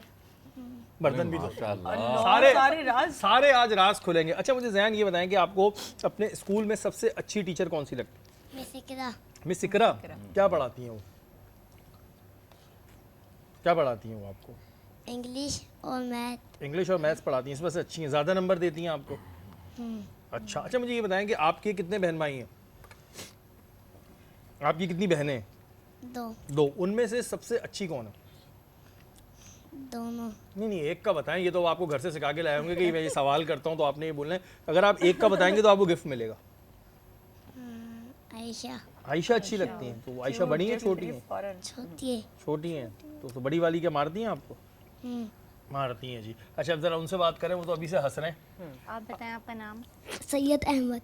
Very good. कौन सी क्लास में आप? 1 क्लास 1 में। आपका फेवरेट सब्जेक्ट? इंग्लिश। इंग्लिश। और फेवरेट टीचर? मिस इकरा। मिस इकरा। अच्छी लगती दोनों की इकरा ही है? नहीं इसका स्कूल अलग है, मेरा स्कूल अलग है। अच्छा स्कूल अलग है, मैं समझा दोनों की इकरा एक ही जगह जा रही हैं पढ़ाने। अच्छा मुझे ये बताएं आप कि आपके घर में अब्बू काम करते हैं वैसे? हाँ क्या काम करते हैं? क्या समोसे बना लेते। और आज तो सबके अब्बू खुल के आ रहे हैं भाई। और क्या करते हैं? और बर्तन धोते हैं? नहीं। बर्तन नहीं। बताया था कि नहीं बोलना है। आप क्या बनेंगे, बड़े होके क्या बनेंगे? क्रिकेटर। आप भी क्रिकेटर? तो आपको कौन पसंद है? बाबर आजम। बाबर आजम क्यों पसंद है? कभी कभी परफॉर्मेंस नहीं देते वो? है अच्छे लगते हैं। अच्छे लगते हैं। और घर में सबसे अच्छा कौन लगता है आपको? मम्मा या बाबा? बाबा। क्यों बाबा क्यों अच्छे लगते हैं? समोसे बनाते हैं? नहीं चीजें ला के देते हैं। और कभी मम्मा डांटती है बाबा को? नहीं है? नहीं सच बताओ तो बेटा गिफ्ट मिलेगा। नहीं है? नहीं। और बाबा आपको डांटते हैं? हाँ कितना डांटते हैं? थोड़ा सा। और क्या शरारतें क्या करते हैं आप ऐसे? कुछ भी नहीं है। ऐसी डांट देते हैं। हाँ भाई ये बाबा जो है ना सबके ऐसी डांट देते हैं, लेकिन जो इनके बाबा है ना उनको मैं बता दूं कि वो घर में बड़ा अच्छा खाना बनाते हैं, बर्तन भी धोते हैं, सारे काम करते हैं। अच्छी बात है, मैं इसको अप्रिशिएट करता हूँ मर्दों के काम करने को, मैं इसमें बुरा नहीं समझता कि मर्द काम कर रहे हैं। अच्छा जी, एहसानुल कलाम की जानिब से ये आप लोगों के लिए गिफ्ट हैं और डिजिटल ये टैबलेट है और दीनी इनके पास काफ़ी जो इस तरह की प्रोडक्ट्स होती हैं बच्चों के लिए, डिजिटल कुरान भी है और बहुत अच्छी बात है। इस तरह की चीज़ें भी हमें बच्चों को देनी चाहिए। ये आपके साथ जाएंगी, बिल्कुल आप बेफिक्र रहें, ऐसा कुछ नहीं होगा कि हम रख लेंगे तो ये आप ही को मिलेंगे। अली भाई आप बताएं, आप काम वाम करते हैं घर के? कभी भाभी का हाथ वाथ आप वो करते हैं कभी? मैं इतना लंबे पॉज के बाद तो सोच लिया जवाब, इतने लंबे पॉज शहरी के बाद भाई मैंने किचन किधर है मैंने ये भी नहीं देखा, और मैं घर पे आपको पता है 5 क्लिनिक्स हैं, उसी में घूमता रहता हूँ। अब या तो फिर आपके बच्चों को भी बुलाना पड़ेगा इधर। हाँ तो फिर पता चलेगा। वो फिर पोले खोलेंगे। हाँ फिर पोले खोलेंगी। ये तो अब यहाँ पे आप बैठ के बोलिए, आपने इतना लंबा पॉज दिया, क्या बोल रहे हैं क्या बोल रहे हैं? यार मेरे 5 क्लिनिक है मेरे पास। तो कभी कुकिंग नहीं की जिंदगी में? मैंने कुकिंग की थी शहरी भाई, मैंने लास्ट ट्रांसमिशन में बताया था, मैं जब यूके में था। हाँ, और तो आपको तो आता होगा। उस वक्त मैंने एक डिश बनाना सीखा था, वो कीमा। और वो कीमा बना के वो मेरे सारे रूममेट्स भी तंग आ गए थे कि ये सुबह शाम रात कीमा ही खा रहा है। मतलब मैंने 1-1.5 साल वो कीमा ही खाया है, आप यकीन करें, क्योंकि मुझे उसके अलावा कोई चीज़, अंडा में बनाना चाहता था तो वो जल जाती थी, चाय बनाने जाता था तो वो टेस्ट, अम्मी वाला टेस्ट आता नहीं था। तो अम्मी वाला टेस्ट तो कहाँ मिलेगा? हाँ तो यह है कि खाना बनाने से तो मैं परहेज। तो कभी वो आपने कीमा जो वहाँ बनाया यूके में इतने नहीं, साल, वो यहाँ कभी ट्राई नहीं, भाभी को नहीं कभी ट्राई नहीं कभी किया। मैं किचन की तरफ कभी गया नहीं, घर पे भी कम पाया जाता हूँ। हाँ। और मैं आपको ये बता दूँ, आपको भी मशवरा ये है और इनके वाले साहब को भी मशवरा ये है कि अगर किचन की तरफ से बचना है तो बाहर काम में बिजी रहे। बाहर काम में बिजी रहे, लेकिन कोई ऐसी बात नहीं भाई, किचन में जाना तो कोई बात नहीं। अच्छा ये जो निहारी इन्होंने बताई, ये तो बताएं कैसी लगी आपको? बहुत ज़बरदस्त, और मुझे तो ये कोफ्ते भी बहुत पसंद आए। निहारी मैंने यही इनसे पूछा कि मैंने ना चिकन की निहारी, हम तो आपको पता है वो बाज़ार में जो मिलती है, हम तो वो नली निहारी और वो दूसरी जो है वो ऊँट के गोश्त की निहारी और वो सारी चीज़ें, तो ये चिकन निहारी मेरा पहला एक्सपीरियंस है आज। मुझे बहुत मज़ा आया, बहुत टेस्टी था, और इतना जल्दी निहारी तैयार होना हमने आज तक। ये बड़ी मेहनत करती हैं भाई, ये बहुत मेहनत करती हैं। ये मैं मेहनत बताऊं आपकी? बताएं नहीं बहुत मेहनत करती हैं। अच्छा नादिया आप करती हैं कुकिंग? नहीं, क्यों? वैसे मुझे इंटरेस्ट भी नहीं है। कभी लाइफ में कुकिंग की नहीं? नहीं की है, ऐसा नहीं। क्या बना लेती हैं आप? क्या खाने में अच्छा बनाती हैं? खाने में क्या अच्छा बना, वैसे मैं कुकिंग का इतना इंटरेस्ट नहीं है मेरा। इतना नहीं है लंबा मुझे पॉज interest- आपने लिया है। इतना इंटरेस्ट नहीं है मुझे। अच्छा फूडी हैं आप वैसे? हाँ, खाने की शौकीन है? नहीं, बहुत कम। बहुत कम। इतना तो ज़्यादा निहारी नहीं। आपको कैसे लगी वैसे? बहुत अच्छी लगी, मार्विन ने बहुत अच्छी कुकिंग की है, बहुत अच्छा लगा। तो कभी जिंदगी में ये नहीं किया कि कुकिंग करूं, कुछ कहूं, तो कभी प्रेशर घर वाले नहीं देते भाई कभी खाना भी बना के खिलाओ? नहीं, मैं कुछ लाइफ में बिजी भी ऐसी रही हूँ और फिर मेरा इंटरेस्ट भी कभी नहीं हुआ। इंटरेस्ट कभी नहीं हुआ उनका कुकिंग का, बिल्कुल भी? नो वाह भाई, हमारे पास जो गेस्ट आते हैं ना, या तो उन्होंने बचपन में कभी शरारतें नहीं की होती या उन्होंने कुकिंग नहीं बहुत की होती। आपने की हैं शरारतें? क्या शरारतें करती थी आप? कॉस्मेटिक। अच्छा, सारा कॉस्मेटिक बचपन से ही शौक था हाँ बचपन से शौक था। वो मेकअप से खेलने का, ये वो सारी चीजें हाँ होती ऐसे हैं। तो और अब फेस पे करने का भी एक एक्सपीरियंस तो ऐसा रहा था, मेरी कज़न ने मेरे फेस पे मेकअप किया और बहुत आराम से करवा रही हूँ। उसके बाद मैंने जब आईज ओपन की तो मुझे कुछ नज़र ही नहीं आ रहा था, सब ब्लर हो गया और फिर वो आईज हॉस्पिटल लेकर गए। लेकिन इतनी मैं शौकीन थी मेकअप की। अच्छा, बच्चों को वैसे होता है और लड़कों को भी मैंने देखा, छोटे छोटे बच्चे ना वो पूरा मेकअप किट खराब कर देते हैं। मारवी, आपको शौक था बचपन से मेकअप वेकअप जी का? जी बिल्कुल, मेकअप का शौक था। तो कभी इस चक्कर पे पिटाई लगी कि अम्मी का पूरा मेकअप स्टफ आपने खराब कर दिया हो अपने चक्करों में? नहीं, ख़राब तो नहीं किया, बस यूज़ करती थी, शौक बहुत था, अब भी बहुत है। अब भी है? हाँ जी बिल्कुल। तो बचपन से आप एक्सपर्ट थी या फिर आप उनसे क्लासेस लें, वो आपसे खाने की क्लासेस लें? हाँ बस हाँ, हम हम एक दूसरे exchange से कर ले सकते हैं, हम हाँ, दोनों ये exchange मुझसे कर कुकिंग की ले लें, मैं इनसे मेकअप की ले लूँ। हाँ भाई, यहाँ पे डन बैठ हो के हम यही कह सकते हैं कि भाई आप एक दूसरे से जो चीज़ें नहीं आती हैं वो सीखनी चाहिए, और बिल्कुल इनके वालिद से भी सीखना चाहिए कि किस तरह घर पे काम करने चाहिए, किस तरह कलेजी अच्छी पकानी चाहिए, किस तरह बर्तन धोने चाहिए। और उसमें कोई बुराई नहीं है, मर्दों को चाहिए जी बिल्कुल ख़वातीन का साथ दें और उनके साथ किचन में जाकर काम कराएं, इसमें कोई बुराई नहीं है। बिल्कुल बहुत अच्छी बात है जी, बिल्कुल बहुत अच्छी बात है। ठीक है, अब घर जाके जो अब्बू आपको कहेंगे उसका जिम्मेदार मैं नहीं हूँ। हमारे मेहमान इस वक्त हमारे साथ यहाँ पर मौजूद हैं। नादिया, कोई ऑफ़र्स आप लोगों ने लगाई हुई हैं? कुछ सैलून्स वाले ऑफ़र्स लगा रहे हैं, ज़ाहिर है इतना रश आता है रमज़ान मुबारक में, अब इतने सारे आपके क्लाइंट्स आते हैं, तो कुछ ऑफ़र्स हैं और कोई नई चीज़ लेकर आए हैं आप लोग इस दफ़ा? बिल्कुल ऐसे ही है, ईद पे तो हम ईद के लिए ऑफ़र निकालते हैं और रमज़ान से स्टार्ट कर देते हैं मार्केटिंग, और इस पर डील्स ऑफ़र हम कर देते हैं प्रोवाइड। तो उसमें अब जो नई टेक्निक्स हैं उसी को हम ज़्यादा हाईलाइट कर रहे हैं। जिस तरह के हेयर्स कलर्स में बहुत अच्छी बालियाज है, मिरर लाइट्स है, इस तरह के बहुत से कलर में भी जो है ब्लॉन्ड के साथ ऐश ब्लॉन्ड, और इस तरह से लाइट्स कलर भी चेंज हुए हैं, टेक्निक भी चेंज हुई हैं। हमने इसकी मार्केटिंग ज़्यादा की है। सेकंड ये कि हम थोड़ा सा नादोज़ ने एस्थेटिक भी शुरू किया, like aesthetic like little bit, इस तरह से हाइड्रा फेशियल है हमारे पास है, माइक्रो नीडलिंग, मीज़ू, और इस तरह से जो भी टेक्निक्स हैं वो हमने थोड़ा स्टार्ट किया स्किन पे। और इसके अलावा जो है हम पैकेजेस बहुत नॉर्मल प्राइजेस में रखते हैं, लाइक डिस्काउंट ज़्यादा देते हैं। तो आप लोगों का डिस्काउंट क्या होता है, मतलब वो भी तो बताएं ना। नॉर्मल कई दफ़ा ऐसा होता है, नॉर्मल सुन के हम कहते हैं ये नॉर्मल है, तो असली क्या होगा? नहीं, क्या डिस्काउंट तो होता है 100%, 30%, 40% तो डिस्काउंट होते हैं ये उसके असली अंदर। डिस्काउंट होता है या फिर सस्ती क्रीम नहीं, लगा नहीं, देते हैं आप? रेट या में- जो एक्सपायर होने वाली होती है कहते हैं वो लगा दो नो चलो? नेवर, नहीं ये ऐसे चीज़ पूछ रहा हूँ मैं, आप नहीं करती होंगी, वैसे ही ये पूछ चीज़ रहा तो नेवर, ऑनेस्टली से काम चीज़ें चल रही होती है, जब भी तो नादोस का इतना नाम है। तो मिलकर डिस्काउंट है यानी कि डिस्काउंट ऑफर है, ऑफर्स हैं सारी, और नई टेक्निक्स के साथ हैं। नई टेक्निक हर ईद पे लाइक हमारी कोशिश होती है हर 6 मंथ में कुछ ना कुछ अनाउंस करते हैं, वैसे भी नई टेक्निक्स हर वक्त आ रही होती हैं, लेकिन ईद पे स्पेशली हम कुछ ना कुछ नया ज़रूर स्टार्ट करते हैं। बिल्कुल जी, ऑफर्स हैं, इस ऑफर्स के बिल्कुल फ़ायदे भी उठाते हैं लोग, उठाने भी चाहिए। लेकिन ये सवाल भी मैंने कर लिया ना कि अब ये मैं इनकी सिर्फ बात नहीं कर रहा, और जगहों पे हम देखते हैं डिस्काउंट ऑफर है तो बहुत से लोग ये कंफ्यूज होते हैं, जो एक्सपायरी प्रोडक्ट होती है ना कि बस जाने वाली होती है वो लगा दो, लेकिन ऐसा नहीं होता होगा, कुछ जगहों पे होता भी होगा। अली भाई, आपने जेल में भी कैंप लगाया था जी। वहाँ पे, तो वहाँ पे अमूमन ज़्यादा क्या बीमारियाँ आपने देखी, आप जो पेशेंट्स हैं, क्योंकि वहाँ तो डेंटल का तो ऐसा सिस्टम नहीं है, आपने अपना कैंप वहाँ पे लगाया, तो क्या ज़्यादा बीमारियाँ आपको नज़र आई वहाँ पे कैदियों? शरीफ भाई, एक तो जेल का जो मेरा परसेप्शन था ना वो चेंज हो गया बिल्कुल। मतलब कि हम समझते थे कोई एक ऐसी जगह है जहाँ पर पेशेंट्स और जो जितने भी वहाँ पर कैदी हैं उन पे एक जुल्म हो रहा है, ऐसा नहीं है। हाँ, मैं उस पे सेंट्रल काम जेल कर आप तो चुका उस पे हूँ। काम कर चुके हैं। बिल्कुल। मतलब एक तो वो एक मुझे यूनिवर्सिटी की तरह माहौल लगा वहाँ पर आर्ट भी सिखाया जा रहा है, कुकिंग भी सिखाई जा रही है, बिल्कुल। दस्तकारी का काम सिखाया जा रहा है, कंप्यूटर सिखाया जा रहा है, चाइनीज़ लैंग्वेज सिखाई जा रही है। तो एक तो वो होलिस्टिक Positive एनवायरनमेंट उन्होंने दिया हुआ है, लेकिन हेल्थ को लेके ना, स्पेशली डेंटल हेल्थ को लेके वहाँ बड़ा कॉम्प्रोमाइज़ था। और मैं आपको बताऊँ, एक खुदा ऐसे रास्ते बनाने वाला है। मैं एक दिन अचानक से गुजर रहा था वहाँ से और मुझे ख्याल आया, मैंने कहा यहाँ अंदर हॉस्पिटल तो मैंने सुना है, डेंटल की क्या फैसिलिटी होगी। तो वो ख्याल आया मुझे, और मैंने एक दोस्त को, म्यूचुअल फ्रेंड को, मैंने कहा कि सुपरिटेंडेंट साहब से आप मुझे कनेक्ट कर सकते, तो उन्होंने कहा ठीक है मैं करा दूँगा।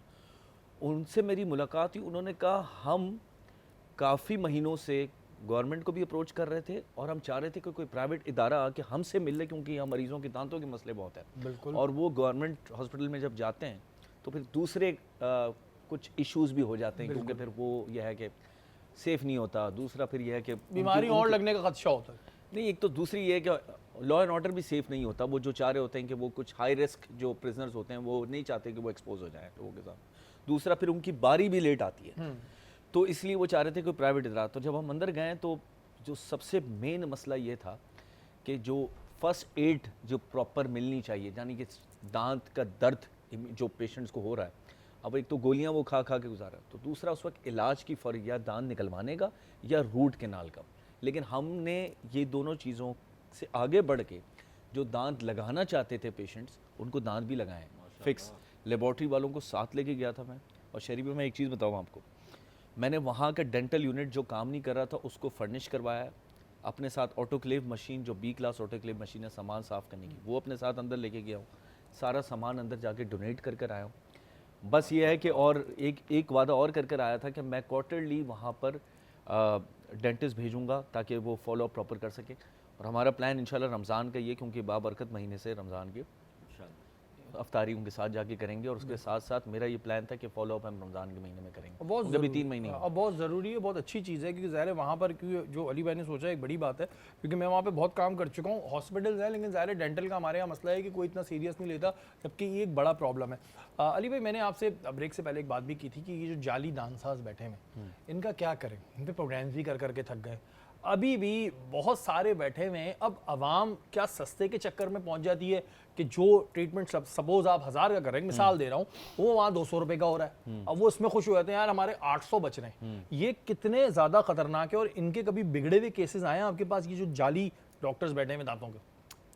एक तो बिगड़े हुए केसेस तो वो छोड़ दें शरीफ भाई, जब वो आके उन डॉक्टरों के नाम के साथ, उन सो कॉल डॉक्टरों के नाम के साथ जब वो आके डॉक्टर बताते हैं कि फ़लाँ डॉक्टर ने मारा, तो मुझे तो पहले हज़म करने में मुश्किल होती ऐसी है। आग लग जाती है, हज़म क्या आग लग अच्छा, जाती अब है। यह है कि किसी का एक वो सेंटिमेंटल पॉइंट भी होता है ना, हमारा पाकिस्तानी है, ऊपर से मुसलमान है सारे, कि यार किसी का रिस्क चल रहा है, आप समझ रहे हैं मेरी बात। लेकिन फिर उतना ही गुस्सा भी आता है, क्योंकि वो जो किताबें हाँ वो जो किताबें हम पढ़ कर आए हैं, तो फिर मेरी कोशिश ये होती है कि मैं उनको इस तरीके से अवेयर करूँ कि देखें, क्या आप उस क्लिनिक के अंदर जाके आपने ये डिग्री देखी थी, क्या वही डिग्री वाला बंदा अंदर बैठा हुआ था, क्या इस किस्म के स्टरलाइजेशन प्रोटोकॉल्स फॉलो किए जा रहे थे, क्या आपने 4 सवाल उससे पूछे थे कि आप जो सामान यूज़ कर रहे हैं वो कौन से प्रेशर कुकर से साफ़ होकर आया है, या उसके पास प्रॉपर ऑटोक्लेव B क्लास है, तो गर्म पानी में डाल के कहते हैं धुल गए। एग्जैक्टली। या फिर आपने कोई दांतों से रिलेटेड कोई सवाल पूछ लिए,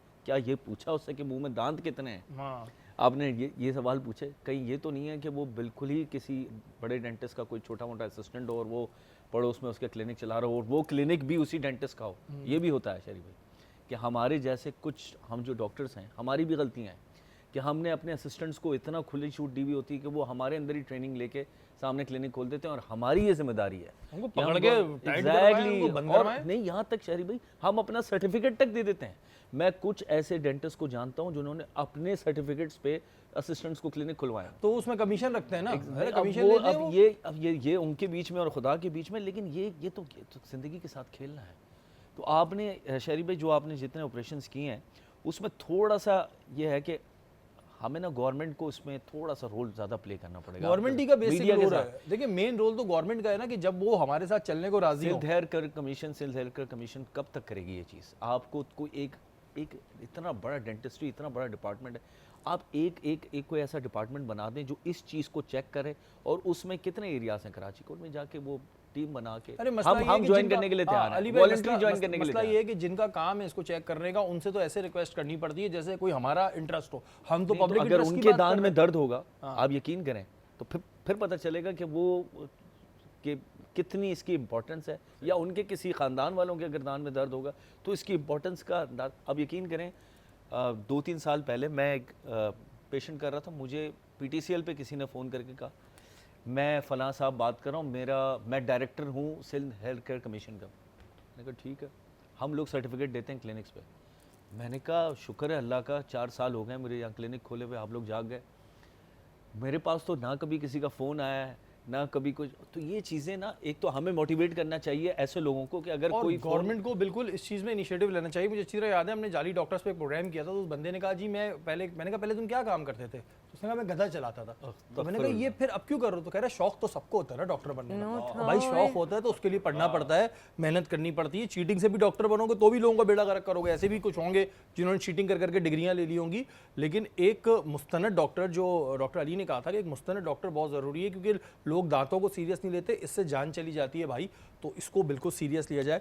अब दोनों मेहमानों को बहुत शुक्रिया, आप हमारी निशिश में आए, बहुत सारी दुआएं आप लोगों के लिए, अपनी अपनी फील्ड में अच्छा काम करते रहें। Thank you so आप much. लोगों के दांत बिल्कुल सही करते रहें, उनको बीमारियों से बचाती रहे, आप लोगों को जो है वो खूबसूरत बनाते रहें ताकि लोग जो है खूबसूरत दिखें, और खूबसूरत दिखना कोई बुराई नहीं है, अल्लाह ताला को भी पसंद है। कुछ ऐसे सवालात होते हैं जिसको लेके लोग बहुत कंफ्यूज होते हैं, लोग हमसे पूछते भी हैं, तो हमने कहा कि क्यों ना उन सवालात को जो है मुफ्ती साहब से पूछें। मुफ्ती साहब, अमूमन लोग शौक़ से झींगा खाते हैं, तो क्या झींगा मछली है और क्या इसका खाना जो है वो हलाल है? अच्छा, बिस्मिल्लाहिर्रहमानिर्रहीम। फ़ुक़हाए अहनाफ़ के नज़दीक जितने भी समुंदरी आप जानवर कहते हैं या जिसे आप कहते हैं कि या दरियाई जो जिसे कहते हैं मछली कहते हैं, तो फ़ुक़हा के नज़दीक सिवाय मछली के कोई भी जो है शय खाना ममनू है। इसमें अब एक पहलू आता है कि उर्फ़ आम में झींगों को क्या कहा जाता है। देखा जाए कि जिस इलाके में झींगा पाया जाता है वहाँ के मछेरे इसको क्या कहते हैं, झींगा मछली कहते हैं या कीड़ा कहते हैं। जब अगर हम आम अपने जैसे हम शहर में रहते हैं तो आप देखते हैं कि जब मछली वाला आवाज़ लगाता तो झींगा मछली कहता है, तो इसको मछली कहा जाता है। तो इसमें दो इख्तिलाफ़ आते हैं उलमा कराम के। कुछ कहते हैं अगर इसको मछली समझा जाता है और कहा जाता है तो इसका खाना जायज़ है, लेकिन बहुत से फ़ुक़हा कहते हैं कि नहीं, इसका खाना जायज़ नहीं क्योंकि ये कीड़े की शक्ल का है। अच्छा, मैं आपको बताऊँ, मछली के लिए ज़रूरी नहीं कि उसके गल फेफड़े होने चाहिए, उसके पर होने चाहिए, लेकिन उसे उर्फ़ आम में उस शहर में मछली कहा जाता हो। तो इसका आसान जवाब ये है कि अगर उर्फ़ आम में से मछली कहा जाए, अगर कोई खा लेता है तो नाउज़ुबिल्लाह हराम काम नहीं करता या गुनाह कबीरा नहीं करता, ठीक है उसने खा लिया, लेकिन अगर वो नहीं खाता, इज्तनाब करता, तो ये ज़्यादा बेहतर है। अच्छा, ऐसा ही फिर केकड़ा भी है, केकड़े को लेके बहुत सारे सवालात आते हैं, बहुत सी जगहों पे लोग केकड़ा खाते भी हैं, और क्या केकड़ा खाना या उसका सूप पीना जायज़ है? अच्छा, ये जो आपने बात की ना, केकड़ा ना मछली है और ना ही जो इमाम शाफ़ी के नज़दीक जो है ना, मछली के अलावा जितने समुद्री सी फूड जिसे कहते हैं उनके नज़दीक तो जायज़ है कि आप कोई भी सी फूड्स आप खा सकते हैं, लेकिन इमाम अबू हनीफ़ा रहमतुल्लाह ताला के नज़दीक या फ़िक़्ह अहनाफ़ के नज़दीक केकड़ा खाना या केकड़े का सूप पीना किसी भी तरीके से जायज़ नहीं। अच्छा, कई जगहों पे ऐसा होता है कि लोग इस वजह से पीते हैं जिनको दमे का मर्ज़ होता है या सर्दी बहुत हो रही होती है, तो दवा के तौर पे अगर पी रहे हैं, फिर भी अहनाफ़ ने क्या है कि फ़िक़्ह अहनाफ़ के नज़दीक इसको नाजायज़ करार दिया है। क्यों? क्योंकि उनके नज़दीक ये हराम है इसका खाना इस्तेमाल करना। तो आप फरमाते हैं आप हलाल में इसका दवा को तलाश करें कि आप सर्दी केकड़े से खाने से क्यों आपकी ख़त्म होगी, या फिर आपके इसके सूप पीने से क्यों ख़त्म होगी। तो याद रखिए कि अल्लाह ताला ने जहाँ मर्ज़ पैदा किया है वहाँ उसको शिफा भी रखी है, तो शिफा भी आप हलाल में देखें, ना कि हराम में देखें। बिल्कुल जी। और हम आज बात कर रहे थे वालिदैन के फजीलत के हवाले से। मोहसिन भाई, अभी जैसे कि आपने हमें बताया था कि जो लोग वालिदैन की नाफरमानी करते हैं उनका आखिरत में ये हशर होगा, क्या दुनिया में भी अल्लाह ताला उन्हें दिखाता है जो लोग वालिदैन की नाफरमानी करते हैं? देखें शरीफ भाई, ये हकीकत भी है और अल्लाह के रसूल सल्लल्लाहु अलैहि वसल्लम ने फरमाया है कि बहुत सारे ऐसे गुनाह हैं जिनका हिसाब क़यामत में होगा, लेकिन माँ बाप का जो नाफरमान है उसके गुनाह का इर्तिकाब यानी जो सज़ा है आखिरत में तो मिलनी है, दुनिया में भी मिलकर फिर वो जाएगा। मिसाल के तौर पे ये मैं इसलिए मिसाल दे रहा हूँ कि कोई भी कितना ही बड़ा मोतबर या अल्लाह का नेक बंदा बन जाए, लेकिन अगर वो माँ बाप का नाफरमान है तो अल्लाह पकड़ता है। इसकी मिसाल मैं आपको देता हूँ हदीस से।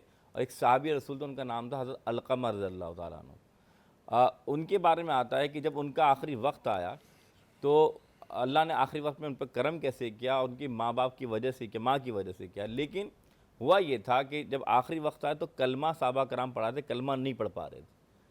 तो अल्लाह के रसूल के पास सहाबी रसूल हज़रत बिलाल है और उसकी या रसूलल्लाह, आपका जो सहाबी है वो कलमा नहीं पढ़ पा रहा। रसूल करीम ने फरमाया जाएँ जाके देखिए घर में मामला क्या है। तो माँ नाराज़ थी, तो रसूल करीम सल्लल्लाहु अलैहि वसल्लम ने फरमाया जाओ माँ को कहो माफ़ कर दे। तो माँ से अर्ज़ की कि तो रसूल माँ ने कहा कि बहुत गलतियाँ की हैं, दिलाजारी की है, अल्लाह के रसूल का हुक्म है तो माफ़ कर दूँगी। तो हुज़ूर ख़ुद तशरीफ़ ले आए और हुज़ूर ने फरमाया माफ़ कर दो, अगर तुमने माफ़ ना किया तो कलमा भी नहीं पढ़ पाएगा। तो अलगरस जब उन्होंने माफ़ किया तो फिर साहब रसूल की ज़ुबान से कलमा निकला। मालूम ये चला कि माँ बाप की नाफरमानी जो है बहुत बड़ा जो है इंसान के लिए सख्ती का सबब बनती है। अच्छा मोहसिन भाई, ये तो फिर लम्हा फ़िक्रिया हो गया कि अब जिस हम माशरे में हैं और जो चीज़ें हम देखते हैं, तो कई जगहों पर हम ये चीज़ें भी देखते हैं कि वालदैन पे तशद्दुद की ख़बरें भी सुन रहे होते हैं, हम देखते भी हैं। तो फिर जब सिर्फ नाफरमानी पे ये हाल है, तो फिर जो लोग तशद्दुद करते हैं वालदैन पे, और ये ऐसा हमने सुना है, देखा भी है, हमारे पास भी ऐसी कंप्लेंट्स आ रही होती हैं, उनके साथ क्या होगा? देखिए मैंने आपसे क्या कहा कि आप तो ये समझ रहे हैं कि आखिरत में उनके लिए अजाब है, दुनिया में भी अजाब है और आखिरत में तो बहुत बड़ा अजाब है। क्योंकि आप ये बात जो आप जानते हैं कि और आप कहते भी हैं कि अल्लाह हुकूक अपने माफ़ फरमा सकता है, लेकिन सबसे ज़्यादा बंदों के हुकूक में पहला हक़ वालिदैन का है कि जिन्होंने आपको पाला पोसा बड़ा किया और आपकी तमदारी की, आपकी तरबियत की। इसी वजह से माँ बाप के सामने कुरान ने फरमाया उफ़ ना करना। यहाँ उफ़ का लफ्ज़ है, यहाँ तो आप हाथ उठा रहे हैं, यहाँ तो आप नाउज़ुबिल्लाह उनके साथ गाली गलोच कर रहे हैं। और फिर वही बात आ गई, याद रखिएगा अल्लाह ने वाज़े तौर पे अल्लाह के रसूल सल्लल्लाहु अलैहि वसल्लम फरमाया है, तुम इनकी खिदमत करो जन्नत हासिल कर लो, तुम इनकी खिदमत नहीं करोगे दोज़ख हासिल कर लोगे। क्योंकि आप याद रखिएगा हुज़ूर ने फरमाया, मैं आपको एक प्यारी हदीस सुनाता हूँ, हुज़ूर सल्लल्लाहु अलैहि वसल्लम के सहाबा कराम मुख्तसर करके, कि मक्का फ़तह जब हुआ तो सहाबा कराम आया, फरमाया या रसूल अल्लाह हमने नज़र मानी है क्या कि हम काबे को चूमेंगे। यानी अब ये नज़र क्या, काबा अल्लाह का घर जहाँ नमाज़ पढ़े 1 लाख का सवाब। तो अल्लाह के रसूल ने उन सहाबा कराम से पूछा क्या तुम्हारी माँ ज़िंदा है? तो उन्होंने कहा हाँ हमारी माँ ज़िंदा है। हुज़ूर ने फरमाया जाओ उनके कदमों को चूम लो, अल्लाह नज़र पूरी फरमा देगा। अच्छा मोहसिन भाई, क्योंकि अब टाइम बिल्कुल ख़त्म हो गया, लेकिन एक चीज़ मैं जाते जाते पूछना चाहूँगा कि अगर किसी के वालिदैन उनसे राज़ी नहीं, उसने दुनिया में बदतमीज़ी किया, वालिदैन का इंतकाल हो गया, लेकिन अब उसको इस बात का एहसास हो गया कि यार मुझसे गलती हुई है, ऐसी सूरत में क्या करें? मुख्तसरन जल्दी बताइएगा। हुज़ूर ने फरमाया कि एक साहबिया ने पूछा या रसूल अल्लाह मुझसे बहुत ख़ता हुई है। फरमाया क्या तुम्हारी माँ ज़िंदा है? फरमाया नहीं माँ नहीं। मतलब खाला ज़िंदा है? फरमाया हाँ। फरमा बरदारी करो अल्लाह गुनाह माफ़ फरमा देगा। अगर माँ नहीं है तो खाला के साथ, और बाप नहीं तो चचा के साथ सिला रहमी करें, अल्लाह रहम फरमा देता है। बिल्कुल जी, अल्लाह ताला सबको ये तौफ़ीक दे के वो अपने माँ बाप के फरमाबरदार रहें। और ये सवाल इस वजह ज़रूरी था कि बहुत से ऐसे लोग होते हैं जो जब वो ज़िंदा होते हैं तो उनकी बिल्कुल कदर नहीं करते, उनको तंग करते हैं, और जब उनका इंतकाल हो जाता है तो उनको अफसोस होता है। बेशक मेरा रब माफ़ करने वाला है, लेकिन कोशिश करें ज़्यादा से ज़्यादा कि जब आपको वालिदैन की नेमत दी गई है तो उनकी ज़्यादा से ज़्यादा खिदमत करें, उनको खुश रखें, ताकि अल्लाह भी आपसे राज़ी हो और आखिरत में भी आपको उसका अजर मिले। हमारी ट्रांसमिशन का वक्त ख़त्म हो गया, कल इंशाअल्लाह ताला दोबारा मुलाकात होगी। तब तक के लिए अपने मेज़बान सैयद शहरियार आसिम को इजाज़त दीजिए। पाकिस्तान जिंदाबाद।